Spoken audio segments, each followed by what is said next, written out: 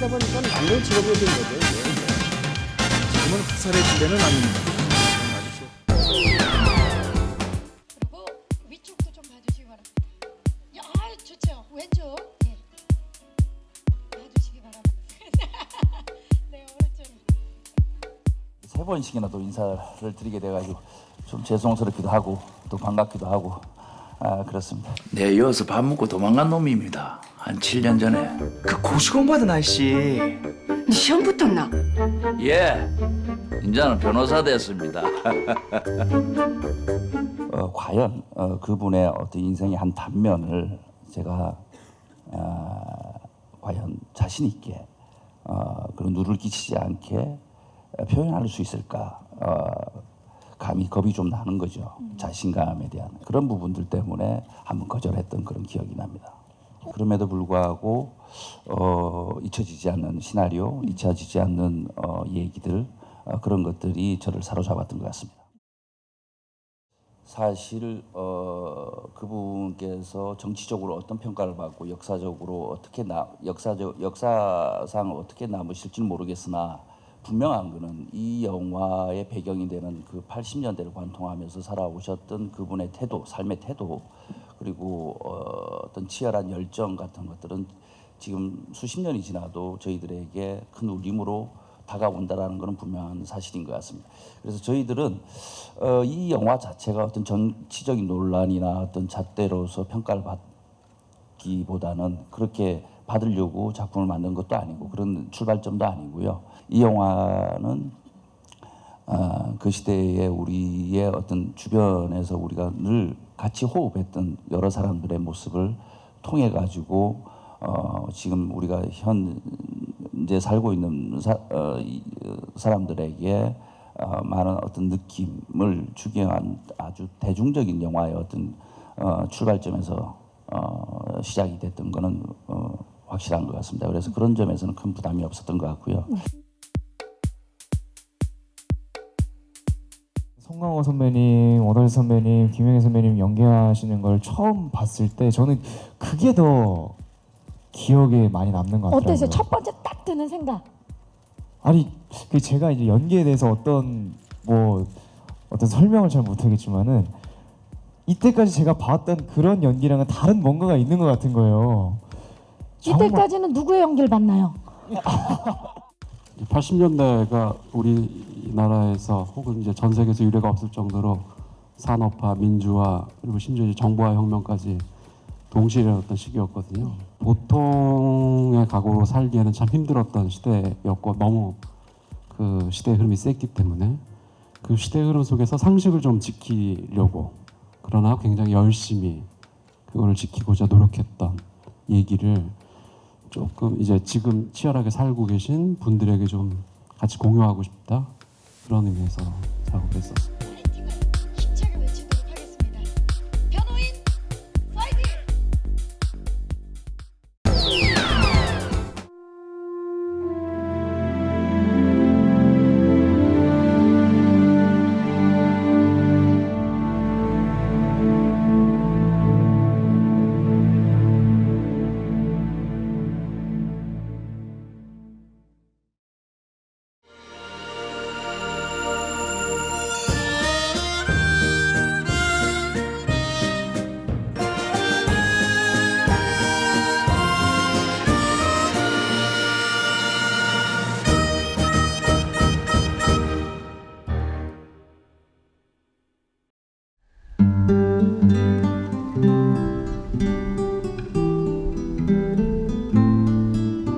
경기도 파주시 탄현면 법풍리.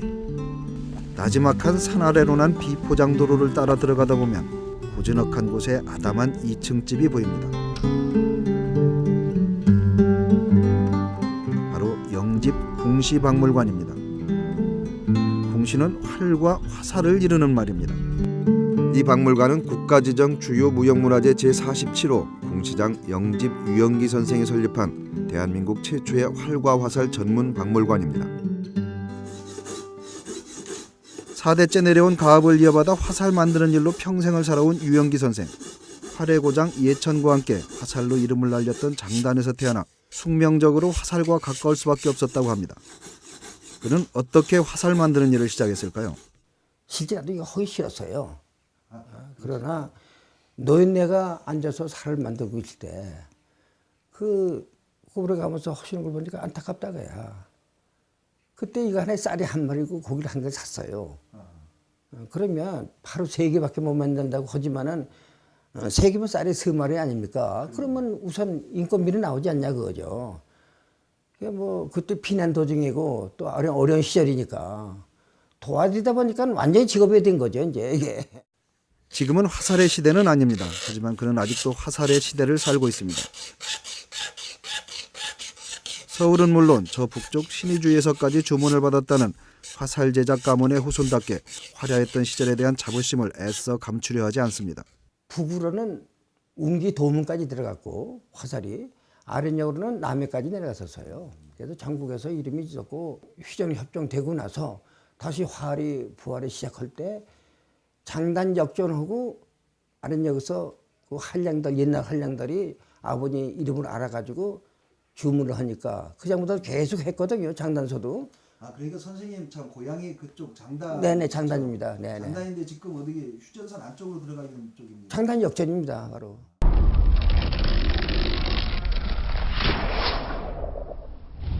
조선을 둘러싼 삼국의 으뜸 병기를 꼽을 때 중국의 창, 일본의 검을 들었다면 조선은 단연 활이었습니다. 조선의 활은 그 특유의 형태와 기능으로 주변국의 명품으로 각인됐습니다. 유영기 선생이 화살을 만드는 과정은 정밀하기 그지없습니다. 제대로 만들려면 130번의 과정을 거쳐야 화살 하나가 탄생합니다. 그래서 장인은 공장에서 쏟아져 나오는 카본 화살에 대한 안타까움이 큽니다. 정밀한 공정이 필요한 데는 그만한 이유가 있기 때문입니다. 그러니까 130원이 손이 간다는 것은 그만큼 까다롭다는 것을 벌써 인정하는 게 아니겠습니까? 이제. 그래서 한량의 활을 쏠 적에 관약을 놓고 타겟을 관약이라고 하거든요. 안 맞으면 안 맞은 쪽 그대로 쏴요. 그래가지고 그쪽으로 한 살이 다 몰려 들어가면은 살 좋다 그거예요. 한쪽으로 몰려 들어가니까. 그럼 좀만 앵기면 맞는 거 아니겠습니까? 근데 여기 갔다 넘어갔다 앞뒤 갔다 뒤 갔다 한다면은 그건 벌써 B급이나 C급밖에 안 된다는 얘기가 나오죠. 비평하는 건 아닙니다. 대나무를 고르는 것부터 까다로운 절차가 필요합니다. 묵은 놈은 먼저 언제 떨어지고 어디서 잘랐느냐에 따라 올라가지 화살의 않습니까? 품질이 좌우되기 때문입니다. 이게 활터에 가서 한량들한테 줄 때요. 딱 이렇게 굴려보고 이게 똑같이 내려갔다가 똑같이 올라가야 된다는 얘기죠. 어려워요. 그래도 한량들 상대도 참 까다롭습니다. 아주 민감하네요. 예. 잘 말린 대나무의 마디를 갈아서 없애고 껍질을 벗기고 촉 끼울 부분을 깎아내는 과정 하나하나에 정성과 고도의 기술이 필요합니다. 화살의 무게를 하나하나 재기 위해 아직도 저울을 사용합니다. 가장 중요한 작업 중 하나가 화살촉을 끼우는 부분에 물에 불린 쇠심줄을 감는 일입니다. 그대로 살촉을 끼우면 목표물에 맞는 순간 대나무가 산산이 쪼개지기 때문입니다. 질기기가 쇠심줄 같다는 말이 있듯이 이렇게 감아준 화살은 철판도 뚫는 힘이 생깁니다. 소심줄도 어느 것이 좋냐. 옛날에는 마찰 끌지 않았습니까? 운동을 했으니까 이놈이 소심줄도 그만큼 거기에 맞춰서 이 힘이 보장이 되는 거예요. 근데 요즘 그 유구소는 가만히 놀고만 있다가 잡으니까 약해요. 소심줄도 마차가 끌던 소냐 유구소냐 차이가 난다는 얘기라고 그러죠. 힘줄도 질겨지는. 예. 화살을 만드는 전통 기법이 유영기 선생 때에서 끊기는 건 아닌지 걱정했는데 마침 아들인 유세연 씨가 전소조교로 그 맥을 잇고 있습니다. 지금은 군에 입대한 손자도 일을 배우고 있다고 은근히 자랑합니다. 하지만 아들이 화살을 만들겠다고 나섰을 때 장인은 그리 달갑지만은 않았다고 합니다. 직장을 그만뒀다고 그래요. 깜짝 놀랐어. 너 왜 직장을 그만뒀냐 했더니 나 아버지 할 거 하겠습니다. 그야. 난 싫다고 그랬어요. 솔직히.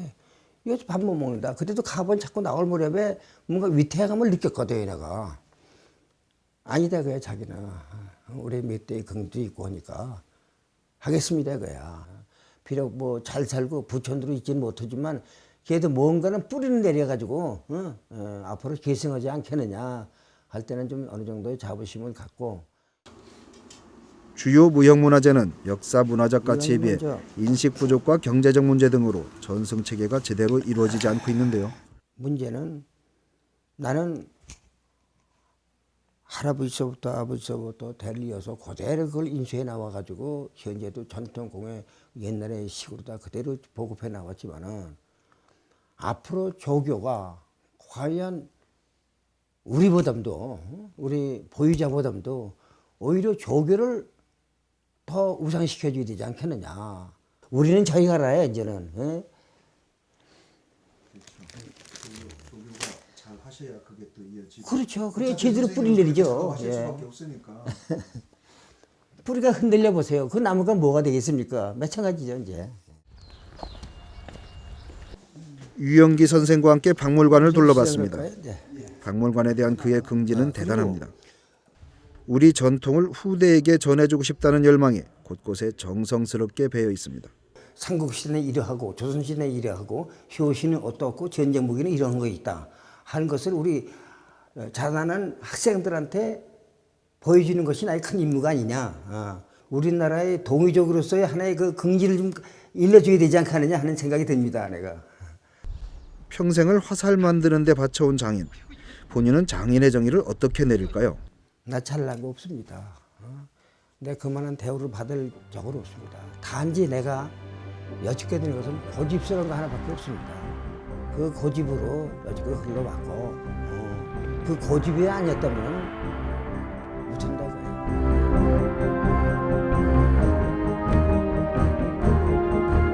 유영기 선생과 마당을 거닐면서 많은 이야기를 나눴습니다. 그의 소망은 단 하나였습니다. 전통을 이어갈 수 있는 환경이 만들어지는 것. 그래서 조상의 얼을 후손에게 전해주는 것. 가치관의 혼돈 시대를 사는 우리에게 그만큼 중요한 일이 또 있을까요?